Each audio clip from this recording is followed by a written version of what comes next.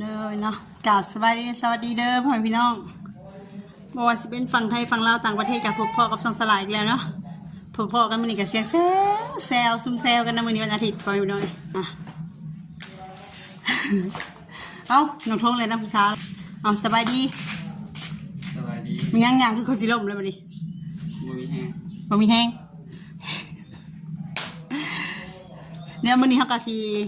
หุงข้าวเนาะหุงข้าวแล้วก็อันนั้นปีคอนดอกจริงว่านะไปหาคุณยังนี่ลองปักเลยลองมาเสียบข้างด้วยนะเลยผู้สาวมายืนเนมเบิ่งอยู่นะ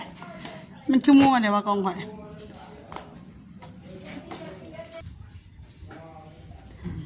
น้ามือนี่กระทั่งเมนูโซ่ผลแกงน้ำไหม้ไปหน่อย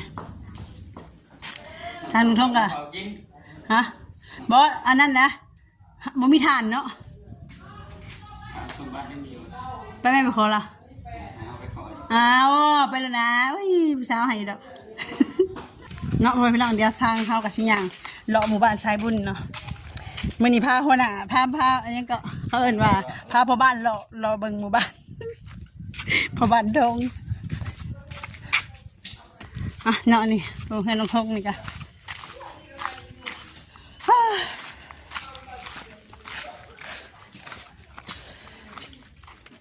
ติงจะคล้องเฮือนอยู่บ่นางนี่สบายดีเด้อสบายดีกินยังนะฮะฮะโชคไปเอาให้แม่หน่อยโชคสบายดีนะโชคสบายดีเด้อไอ้สบันมาขอทานเอาทานให้แม่นะลูกสองก้อนมาอันนั้นผักเรียกบ่เลือกผักเที่ยง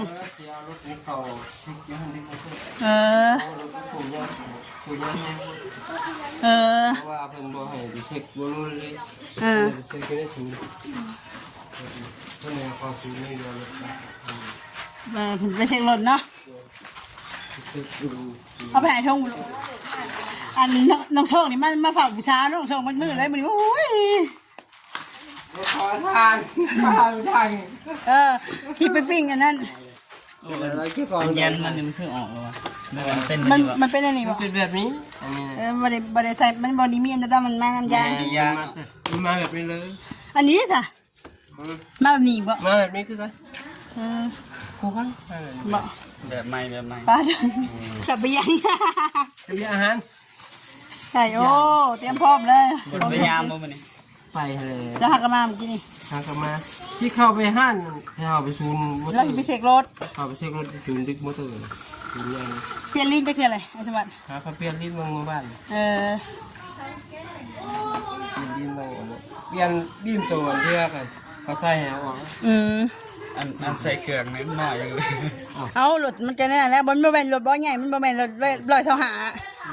อันนี้นั่นเว็บ110มันบ่แต่มันจักของไม่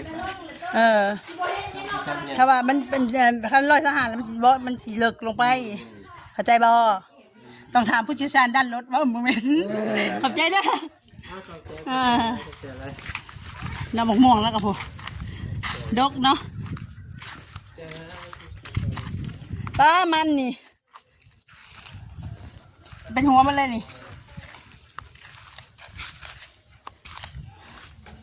ทง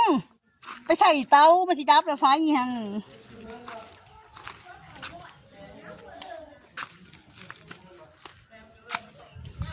เชียน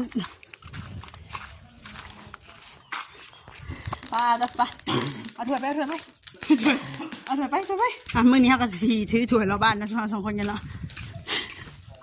มื้อนี้เราจะพูดนะคุณยังไงแมงจีนูนกิโลกิเลสจิงแมงขนุนกินได้กี่ควาย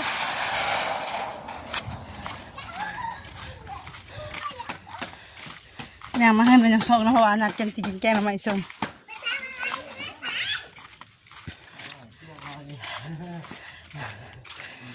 สองพ่อเมียอะไรกันเนาะฮักก็เห็นเนาะ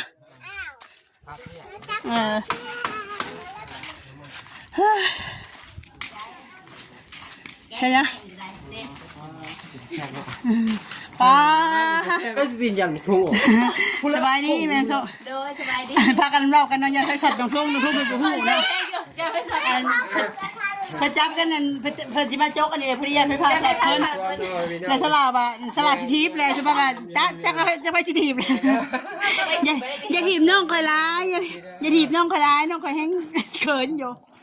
เขินยังวะ เขินแล้วหนุ่มส่งเขิน ลายเลยแกงใส่บุไรลายโคตรเหงื่อลายโคตร จื้อเม่นได้อมันเลือกกระถางเห็นเด้ออันตรายถือเด้อ อ้าวลีมันเคยสอนก่อน บ่ใหญ่มือถือ ต้องมันข่อย ใหญ่มือถือ เล็กเงินบ่ได้ข่อยยังคือ อันนี้บ่ได้เล่นนี่กัน ที่บ่แค่นั้นข่อยคือหยวดมันแห้ง อันนี้ฮะ มันหลา เพราะว่าไผมันแห้งกว่าหมองเขา เนี่ยคือแค้นตายเลยเบื่อเงิน ย่างนี่ก็ได้ ย่างเนี่ยมันดูดเลยพอดีเราได้จับป้า พอดีเลยไฟฟ้าดับเลย จะผ่าดับใครหรือเปล่า เอาดับเบิดได้ไฟใหม่อีกอ่ะมันนี่แกงหน่อไม้ส้ม เป็นเล็ก สิได้ เนาะ บริกินแกงหน่อไม้ บ่ได้ใส่อีกบ่นี่ฮะ ว่ามันหลาย มันหลายแล้วใส่อีกเป็นยัง หลายโพด มันหน่อยโพด หลายโพด มื้อนี้มันต้องโชคโซฟีมือน่ะ แซ่บ มันบ่เบิ่งไฟบ่ใส่หมอกระทะไฟฟ้านี่เดือนเท่าไหร่เสียค่าไฟ 30 ฮะ เป็นกระสาปลายไป28จะเก็บ เฮามีแต่น้ำกับอันนี้ไฟซื้อก็คือว่ามาเสียเป็น40แต่ละเดือน มันเป็นกระสา8จะเก็บ ขนาดบ่ได้ค่อยอันนี้บ่ได้ค่อยอยู่ได้มีแต่งับสวิตช์ไฟไว้ อร่อย อร่อยเลยแซ่บเลยสุกเลย ลืมเลือดลืมใส่เลือดเบิ่งเอาทงใส่คนอื่นไม่เบาไม่ได้ใช่อยู่เลยใส่เลือดน้ำอย่างเราเองใส่อะไรเลย น้องทงที่หายแล้วเขาหยอกซื่อๆเลยน้องทงก็อยากจะไตปลาเอื้อย โบ๊ทบุเรน ไข่นี่เลย จวดโย่ ต้องมาพูดซักเลย ใจไหม เลือดไปเลยเลือดตัวเองหรือว่าเลือดนี่ว่าเลือดจอย คือมาตลาดใหญ่ เด็กควาย ตลาดรถไฟป่ะ บ่ตั้งให้เฮาก็ได้เลยตั้งเกงทำไมตั้งเลยไม่กับพักก็ได้ เลือดชื่อเด็กแปดเด็กควาย เก็ตชื่อตลาดใหญ่ อะไรนี่ เห็นอยู่เห็นอันว่าเห็นแม่ตุ๊กว่ะ บอกว่า เห็นยายตุ๊กว่ะ เป็นยังไง ตลาดมื้อเช้านี่ เออ อยู่ในบ้านซุปนั่นอยู่ในบ้านฝากรถเด้ หาชื่อตารถ ซีเมนต์อันเพราะว่าคอมเห็นเพิ่น ชื่อมาจุดช่องมาถือปลาเลย ยันคอมเห็นเพิ่น นี่ใช่เลย ใน ของเฮาขาดแล้วมาเบิ่งด้วย แล้วจึงเบิ้งมากินข้าวกินน้ำกันจึงเบิ้ง เนาะโอ้ยน้องชมไปเฮาถือได้ถอยเยอะน้ำลายไหลเลย บ่ถือก็บ่กิ อ่ะ น ขอบอกกับใจไรไปมาจะได้ข้าวเจ้ามาเอาได้ตุ๊ก เออ ห้องละ อันนี้หน่อย ลองปิ้ง แมงขนม คือจะใช้ แซวนี่นะ มีสมัครเป็นเมนขนมอ้าวโอ้ยปลาดอกใหม่เลยท้อง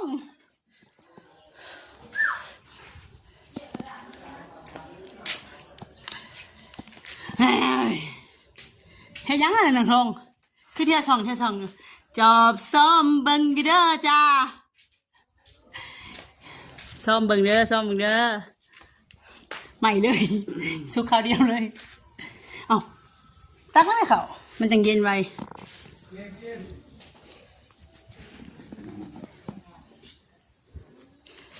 โอ้ยมันดิทงเลยเอา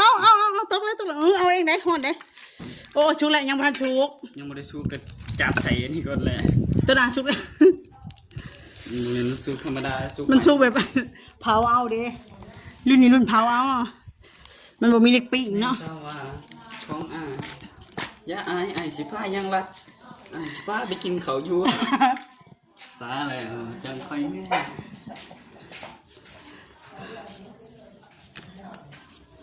ไปมาเด้อพ่อแม่ยังกินข้าวลุงป้าได้ไหมลูกลุงป้าได้ไหมลูก มาเด้อกินข้าวหิว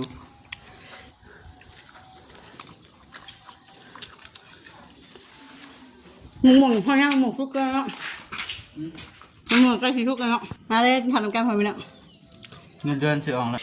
แซ่บบ่ลงทงแซ่บมีแต่อ้าวอันนี้ก็ติบมาติบอ่ะกระติก อันนี้ก็ฮ้อนอันนั้นก็ฮ้อนข้าวก็ฮ้อนเรียบร้อยเลยข้าวนี้ปลาขาดขนาดเลยข้าวซื้อมื้อหนาแหละเป็นไงนุ่มบ่ นุ่ม ซื้อมื้อหนา40 โล อยากได้เน็ตลง อยากได้ในโรงคลิปให้เอ้ยเฮ็ดได้บ่ดิ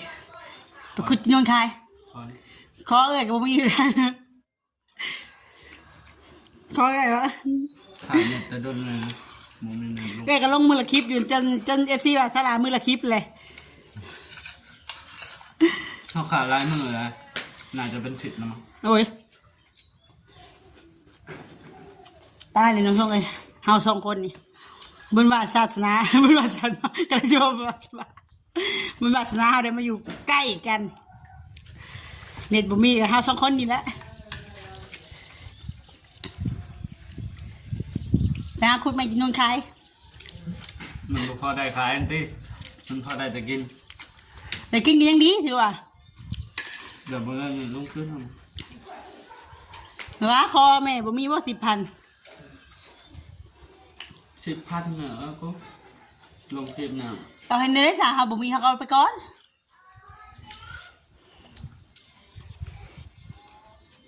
มีแม่ที่เพิ่นเขียนมาอยู่เพิ่นบอกให้ลงคลิปดูๆนี่แต่ว่ามันบ่มีเน็ตลงเลย แม่นเลยเพราะว่าคลิปเฮาก็มันอันนี้เนาะเงินเดือนเฮาก็เดือน1 2คนหลายคนก็ถามอยู่เป็นยังเงินเดือนบ่พอใช้บ่ถ่ายคลิปอ่ะไอ้คำว่าให้พอใช้มันก็บ่พอใช้ดอกพี่น้องเพราะว่า2 เดือนได้เทื่อหนึงบางทีก็3 เดือนได้เทื่อหนึง100นึงอะว่ะ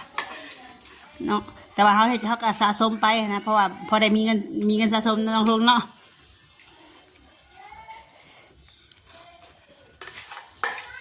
เดือนนี้ก็เงินเดือนบ่ออกอีก เนาะสู้ๆเฮ้ยพยายามต่อไป มันต้องมีมือหนึ่งเป็นของเฮาบอกของเขากับของเฮานี่แหละ เดี๋ยวนี้เป็นของเขาตลอด บ่เป็นของเฮา มันเป็นย้อนแต่ว่า มันเป็นวาสนาของเฮาเด้มันยังบ่ทันถึงเวลา อีกบ่โดนดอก ตอนนี้มันก็ยังแบบว่าบุญมีแต่กรรมบังอยู่เด้เฮายังบ่ทันสดใสกรรมหมดฟ้าตกสดใสกรรมหมดก็ตายเลยเนาะอดเอามืดมันฮือก็ดีขึ้น สมมุติว่านะ สมมุติแห้งต่ำลงมันจะดีขึ้นจ้ะ ดีขึ้นโอ้ยพระชีวต่ำลงเนาะ ขึ้นก็ขึ้น ขอเพียงแต่เฮาอย่าถอยนี่นะท้อแต่อย่าถอยบ่ได้ถอยก็อดตาย บ่มีแนวกินกันยางมาทางนี้บ่มีกันแล้วจ้อยเท่านั้นแหละบัดสิเว้าแหละเรื่องอะไรใครมีก็กินนำกันแค่บ่มีกันแล้ว คือว่าแหละแต่ยังดีที่ว่าแม่ไปให้ซื้อข้าวไว้เฮาก็หาเก็บผักเก็บหยังไว้กิน แหมเขาเป็นดีแต่เมื่อบ้านขอวันดีเพิ่นได้เขามาสอบหนึ่งแต่ว่านี่เต็มห้าง เอาให้จะได้เฮาบ่มีก็บอกผลพันไปก่อน อยู่ตลาดกับมีหนีอยู่ห้างอันนี้กับมีหนี นี่ฮะมีมาทุกคนน้องทงเลยแต่ว่าเขามีเขาก็ร่วมกับเขาว่ากับเขา มีค่อยๆใส่ไปทีละเล็กทีละน้อยเพราะว่าพละมันกระไร